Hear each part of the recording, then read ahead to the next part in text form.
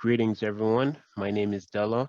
I'm an author and community organizer based in the Toronto area, and I focus on educating the Black community on Pan-Africanism, ancient history, anti-Blackness, socioeconomics, and how all those topics are interconnected. I'm currently pursuing my bachelor's degree in journalism, and I wrote my first book, 166 Days of Excellence, which is a calendar guide of heroic and courageous figures and events related to worldwide liberation advancements that are not normally taught in schools.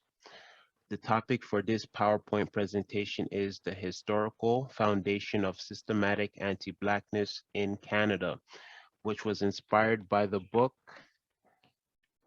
Policing Black Lives by Robyn Maynard, State Violence in Canada from Slavery to Present.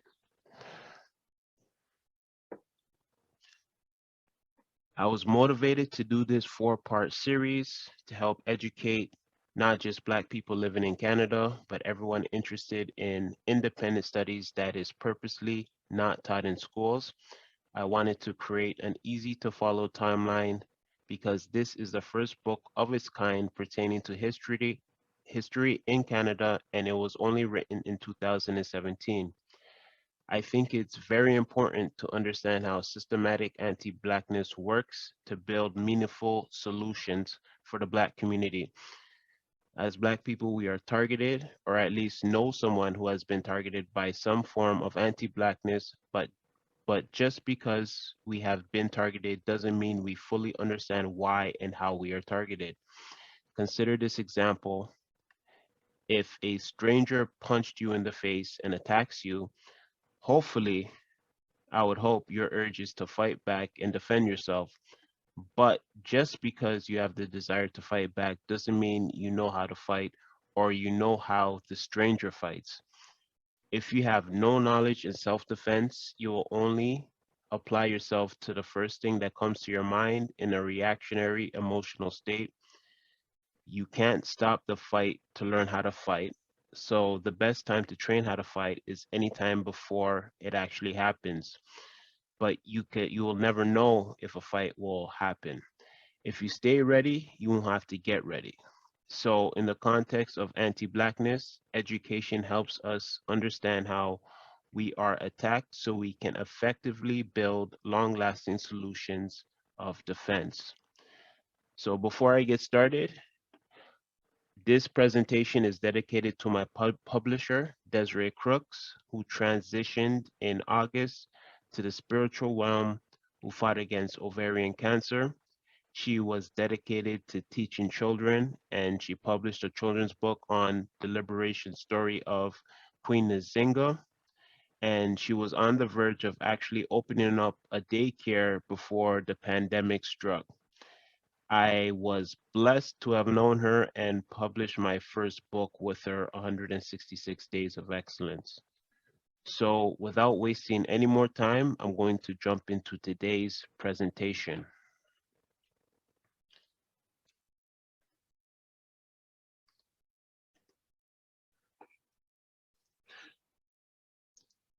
The historical foundation of Canadian systematic anti-Blackness, and the first week will be enslavement and segregation. And this picture here is a fugitive slave ad from the late 1700s. And this was from a newspaper in Canada. So before I begin the presentation, I just want to set the tone for all of these presentations and the series from a quote from Neely Fuller Jr., the United Independent Compensatory Code System Concept, a textbook workbook for thought, speech, and/or action for victims of racism, aka white supremacy. If you do not understand white supremacy, what it is and how it works, everything else that you understand will only confuse you. The purpose of this presentation is to give the Black diaspora the context and historical framework on how systematic anti-Black racism was founded in Canada. The term anti-Blackness is interchangeable with white supremacy. Anti-Blackness at its core includes white supremacy. Anti-Blackness also encompasses non-white and even Black people, whether conscious or subconscious, who carry negative thoughts, attitudes, speech, and behavior that only serves to maintain white supremacy or anti-Blackness over Black people. Learning objectives will be the two pillars of systematic racism in Canada through enslavement and segregation. We're going to be looking at private ownership, education, housing, the anti-Black origin of Canada's multicultural identity, laws, legislations, institutions through colonial policy against Black and Indigenous people, Canada's history of overt anti-Blackness, Canada's economic head start for European colonial settlers and generations of immigrants. Now, this is a map of the transatlantic African Holocaust of the many routes and destinations. In 1628, Oliver Lejeune is the first enslaved African in present-day Quebec by the French. New France, pre-Confederation Canada. He was 6 years old from either Madagascar or Guinea, baptized and given the name Oliver Lejeune in 1633. Lejeune remained in the colony of New France for the rest of his life. 1689, King Louis XIV declares royal assent for enslavement through the book Code Noir. On May 1st, 1689, King Louis XIV officially authorized the importation of enslaved Africans to New France.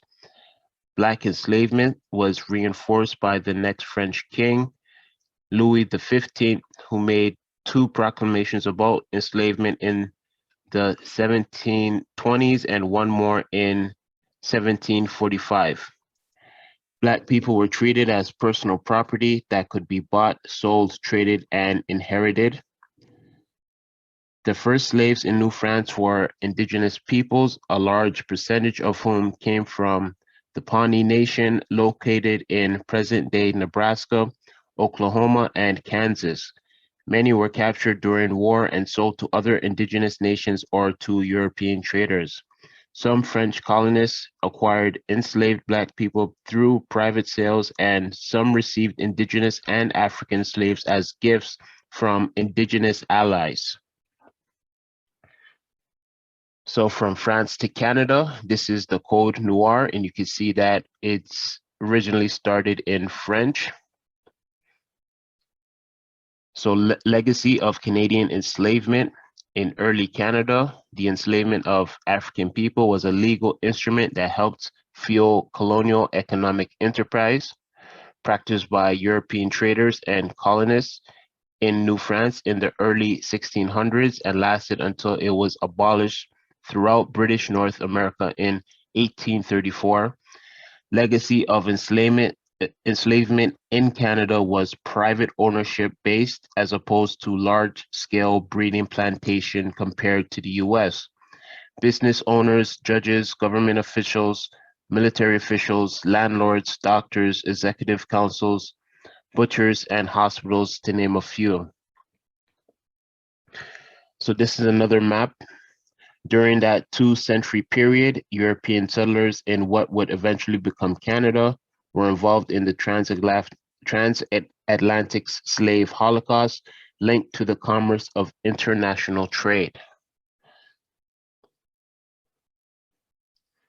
Products such as salted cod and timber were exchanged for slave-produced goods such as rum, molasses, tobacco, and sugar from slaveholding colonies in the Caribbean.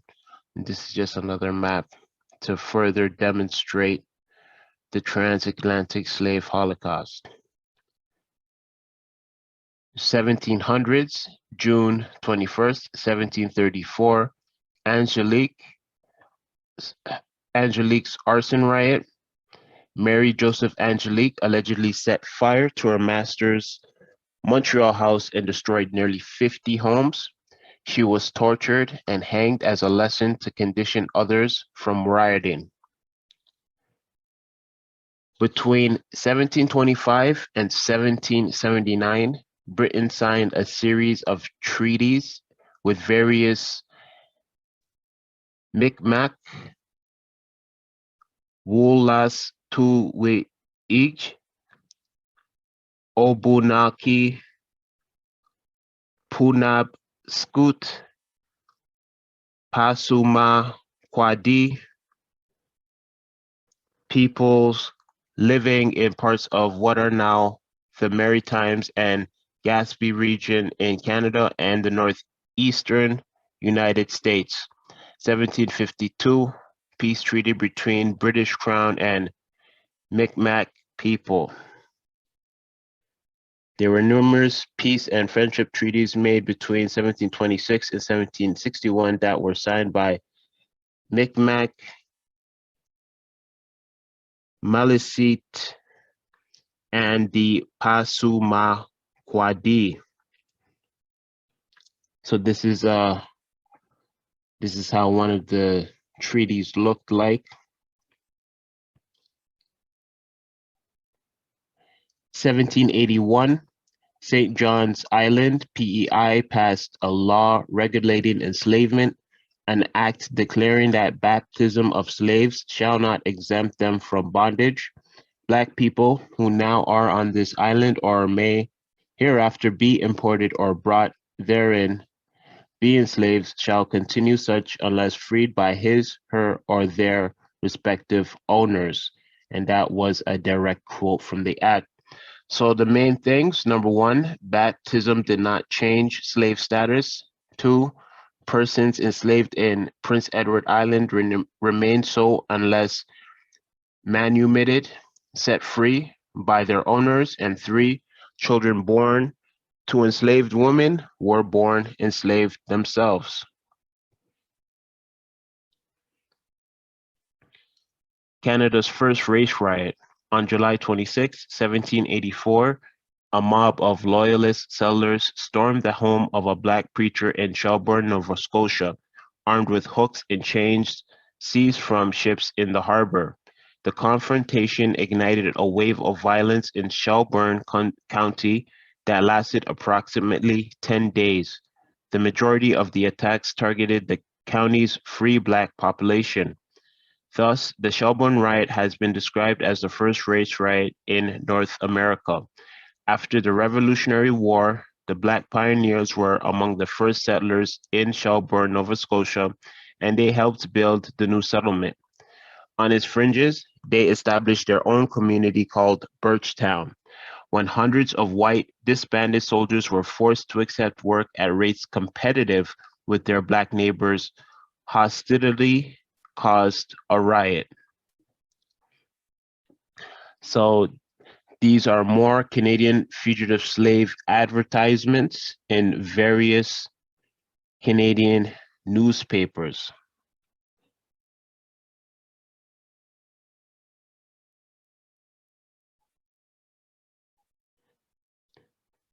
To encourage white settlers to relocate to the island, an act of parliament was instituted in 1791, offering 40 shillings for every Negro bought by such white person. Europeans were encouraged to settle with incentive, and this was the 1791 Canada Act. So 20 shillings equaled 1 British pound, and about $1 in 1700 is equivalent in purchasing power to about $63.47 today. The first mayor of St. John, New Brunswick, Gabriel G. Ludlow, enslaved Africans. As mayor from 1785 until 1795, several restrictions were placed specifically on the growing Black population that continued after he left office until 1870. Black people could not take an oath to gain the status of free men. They were prohibited from practicing a trade or selling goods in the city, prohibited from fishing at St. John Harbor, and could not live within the city limits unless they were employed as a servant or laborer. 1800s, we have America versus Britain in 1812. 1813 to 1816, the next wave of enslaved and free Africans migrating to Canada. And so between the period of 1816 to 1850, segregated Nova Scotia school education curriculum reinforcing to Black children themes of servitude, obedience, submission, to accept roles in menial labor. Segregation was justified to protect white children from proximity to Black and Indigenous children.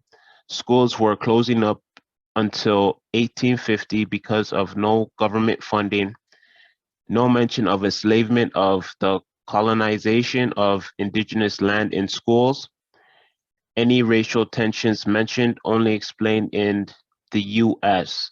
Canadians saw themselves morally superior to Americans, and we will get to the difference between white Canadians, how white Canadians viewed white Americans.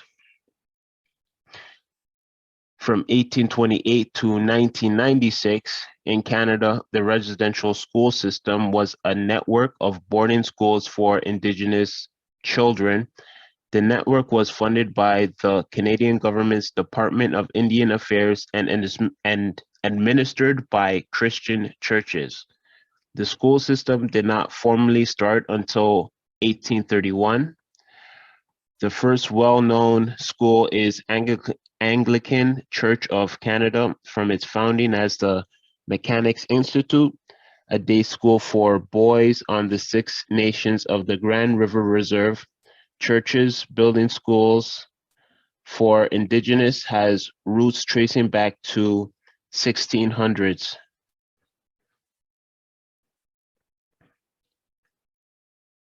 And we all know the legacy that these residential schools have left. When I did this presentation, it was before they found the mass graveyards. So I'm going to get a number of what those mass graveyards produced.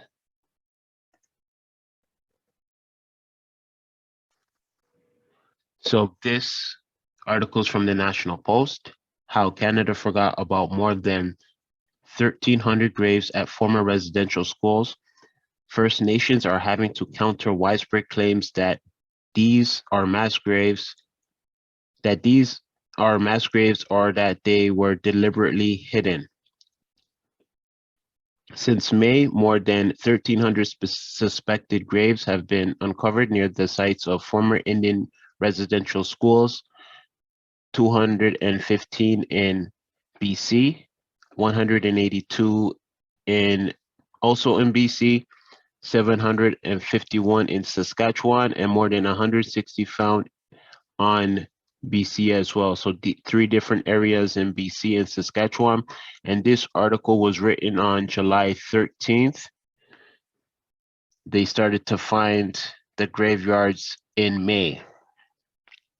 The discoveries have been one of the clearest illustrations yet of something that has always been well known, that Canada's Indian residential schools spent nearly a century overseeing shockingly high rates of death among their students, with the bodies of the dead routinely withheld from their families and home communities.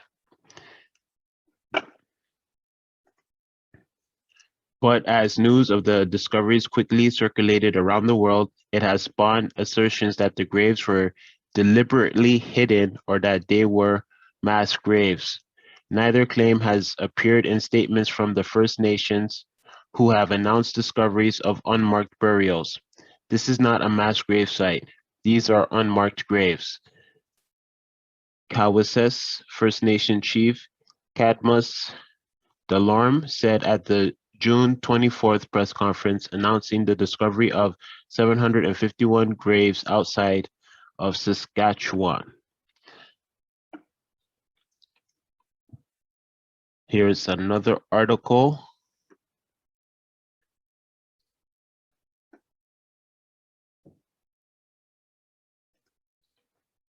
This was from the Scientific American, and this was written in August 1st. Canada's residential schools were a horror, founded to carry out the genocide of Indigenous people. They created conditions that killed thousands of children. The recent discoveries of more than 1,300 unmarked graves at the sites of 4 former residential schools in Western Canada has shocked and horrified Canadians. Indigenous peoples whose families and lives have been haunted by the legacy of Canada's Indian residential school system have long expected such revelations, but the news has still reopened painful wounds. Residential school survivor testimony has long been filled with stories of students digging graves for their classmates, of unmarked burials in school grounds, and of children who disappeared in suspicious circumstances. Many of these stories were heard by the Truth and Reconciliation Commission of Canada, which was formed in 2008 and collected testimonies from over 6,700 survivors. The TRC's 2015 final report made it quite clear that further recoveries of unmarked graves at the schools were inevitable. The goal of Canada's residential school system, after all, shared that of its US boarding school counterpart: kill the Indian and save the man. More than 150,000 children were taken from their homes between 1883 and 1997, often forcibly and placed in distant boarding schools where the focus was on manual labor, religious instruction, and cultural assimilation. The TRC final report concluded that the Indian residential school system was an attempted cultural genocide, but the escalating number of recovered unmarked graves points to something even darker, given that more than 1,300 graves have been identified using ground-penetrating radar at only 4 of the 139 federally run residential schools. The current official number of 4,100 students known to have died in the schools will end up being only a fraction of the actual total.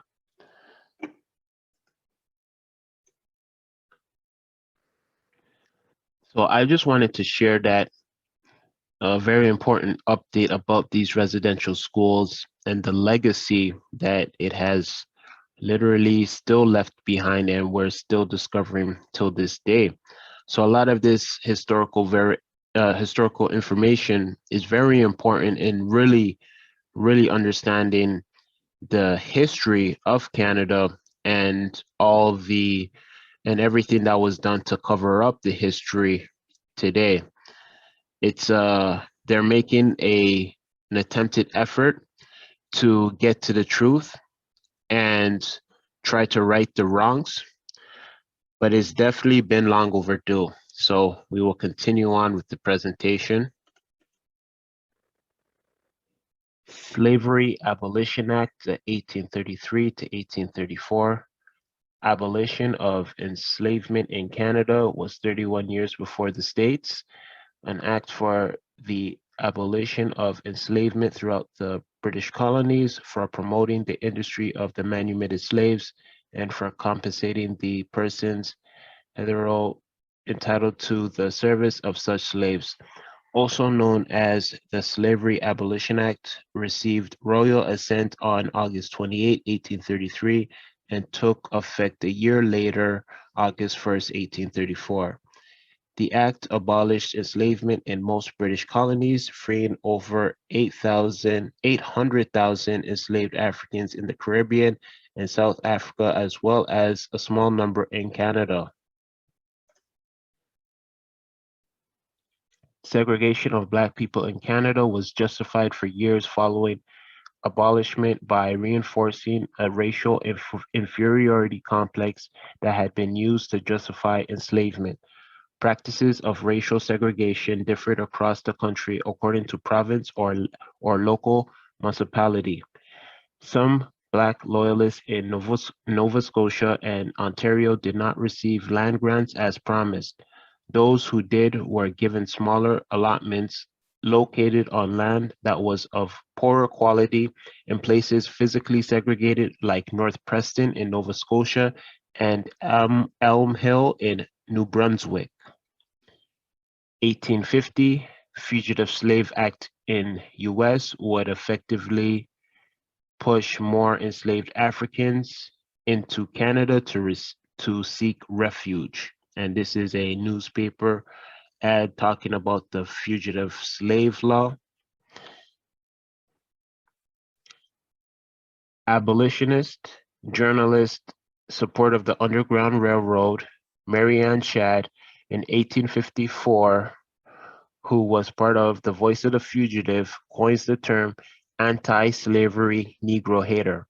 For white Canadians, this describes the illusion of moral superior attitude white Canadians had towards white Americans and the Negro problem that they called it. So this term, anti-slavery Negro hater, is two concepts combined into one. The first one is anti-slavery, so white Canadians weren't in favor of slavery at the time. But we have Negro hater, which means that they didn't like Black people or didn't want to live with Black people. That's why they called the tensions, the racial tensions going on in the States, the Negro problem from America. So we have anti-slavery Negro hater, which white Canadians may have been against enslavement, but they did not want to actively coexist with Black people either, which will be demonstrated in the following decades. White Canadians thought the best way to deal with the Negro problem in America was to block Black people coming into Canada in the first place, and they didn't logically think that was racist. So this is a picture of the Voice of the Fugitive. 1855 to 1941, pass system for Indigenous people, increased state surveillance of Indigenous reserves. The federal government developed the pass system, a process by which Indigenous people had to present a travel document authorized by an Indian agent in order to leave and return to their reserves. And effectively, this pass system also affected Black people at the time as well. Also, this is another picture of the pass system and how it worked. 1861 to 1865, American Civil War. 1865 marks the beginning of the end of enslavement in the United States. 1867, British North colonies in North America consolidate Canada as a nation on stolen land. 1876, Indian Act forced Indigenous into reserves. So this is actually a picture, it's not my text here. So it has reference to Indian, and just to let everybody know, the Aboriginal community prefers to be identified as either Aboriginal or Indigenous compared to Native Indian. So Indian Act of 1876, Indigenous were not residents of Canada, but wards of the state, designed to eliminate Aboriginal culture and assimilate Aboriginals into English Canadian society. Acts defined who was an Aboriginal and regulated Indigenous status. An Indigenous woman who married a white man lost her status. Indigenous could not be doctors, lawyers, ministers, or attend university if they wanted to maintain their Indigenous status. Potlatch and other ceremonial and spiritual practices were banned 1884. So that was an amendment. In 1876, Prime Minister John A. Macdonald orchestrated state-sanctioned famine in the prairies against Indigenous. Planned starvation leads to hunger, sickness, and death, which allowed forced relocation and confinement in reserves. This was done to vacate the area for white settlement and railroads.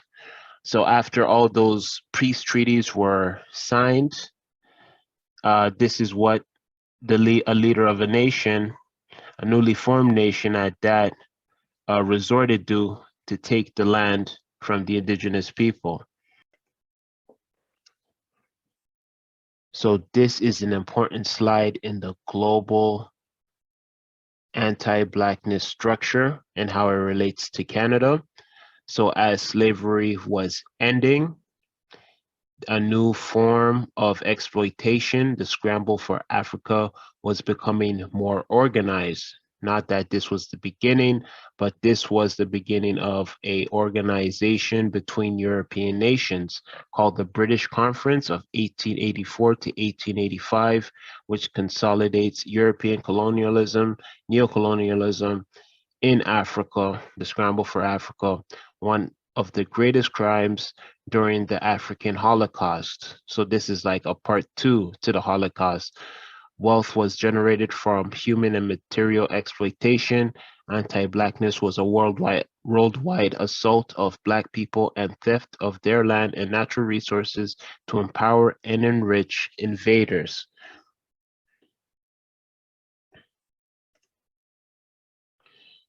The Treaty of Berlin in the 1880s divided Africa among European powers. So we see here French and the British had most of the territory. Belgium had a very rich territory in the Congo, and other places were Germany, Italy, Portuguese as well. And to the right, we have the main resources of each country. It wasn't the only resources, but these were the main resources. 1900s, the increase of Black settlers into southwestern Ontario during the 19th century, well into the 20th century, led to racial tensions.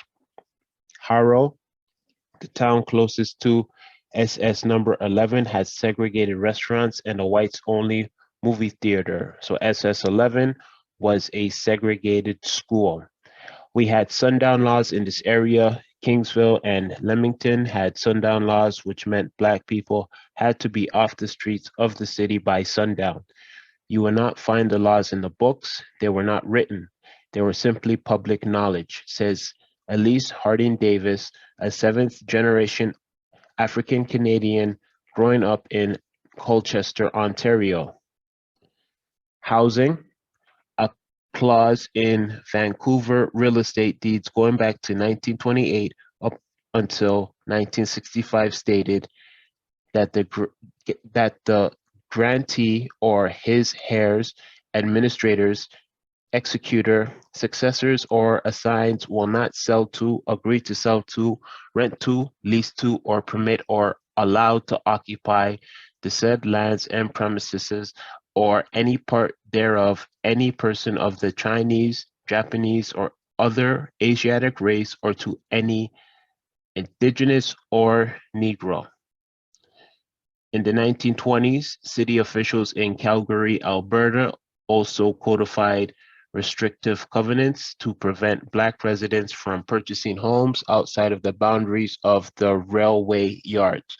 In Sarnia, Ontario, a 1946 property deed for a Lake Huron community of 100 cottage lots specified that property could only be owned by whites and could not be transferred by sale, inheritance, gift, or otherwise, nor rented, licensed to, or occupied by any person wholly or partly of Negro, Asiatic, colored, or Semitic blood.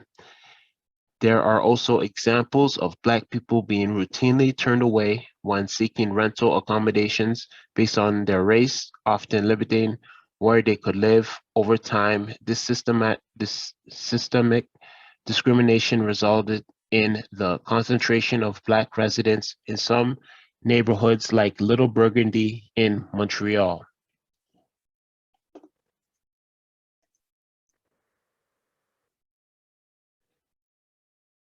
Civil rights era, 1940, black protesters at Yonge Street because a black boy was denied entry into a skating rink. 1941, indigenous pass systems installed in 1855 ends. 1945, first collective agreement of black union between Black Railway Porters and Canada's Pacific Railway. Black people have been organizing and mobilizing around labor rights in previous years. 1946, Viola Desmond, a Nova Scotia entrepreneur who was arrested for sitting in the whites-only section of a new Glasgow movie theater. 1945, we have the infamous Brown versus Board of Education. 1955, Claudette Colvin challenged the law before Rosa Parks. March 2nd, also in a bus. 1955 as well, we have the Rosa Parks incident. In 1965, the last racially segregated school in Ontario, school section number 11 in Colchester, after newly elected MPP Leonard Braithwaite put forth a motion for the separate schools clause on segregation schools for Black people to be officially removed from provincial education policy. So Canada starts to clean its national image. 1967, Canada adopts a new flag. 1971, Canada formally adopts the multicultural nation by Prime Minister Trudeau. This is the father of current Prime Minister Justin Trudeau, who was caught in a blackface scandal sometime late last year.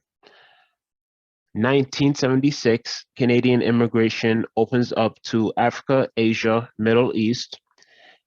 1983, the last Canadian racially segregated school in Nova Scotia closed in 1983 in Guysborough County. And in 1996, the last residential school operated by the Canadian government, Gordon Indian Residential School in Saskatchewan, was closed in 1996. So that brings us to the end of enslavement and segregation. Canada was calculated in their role in chattel enslavement and segregation. This laid the foundation for segregation, immigration, education, housing, and labor policies into a society shaped to be an anti-Black environment following enslavement. Policies systematically instituted second-class citizenship on Black Canadians and Indigenous while simultaneously privileging white Canadians. Canadian society was just as calculated, trying to erase their history of anti-Blackness by adopting multiculturalism. Canada is a common but separate structure, part of the worldwide ideology and practice of anti-Black oppression, next to less popular struggles in Brazil, Australia, and South America. So the key areas for this presentation were enslavement, segregation, state policies, education, housing, and the results, poverty, police state, mental health, miseducation, increasing wealth gap. So for the next presentation for week 2 will be immigration and labor. I want to thank everybody who tuned into this presentation. Hopefully you learned a lot and you've been taking notes, and hopefully you tune in to the next week and all my other future presentations as well. If you want to help support me in creating more free resources and education presentations, I'm going to leave a link to my book below, 166 Days of Excellence. And remember, knowledge was power at a time, but the new power is knowledge applied. Knowledge applied is the new power. So thank you and take care until the next presentation.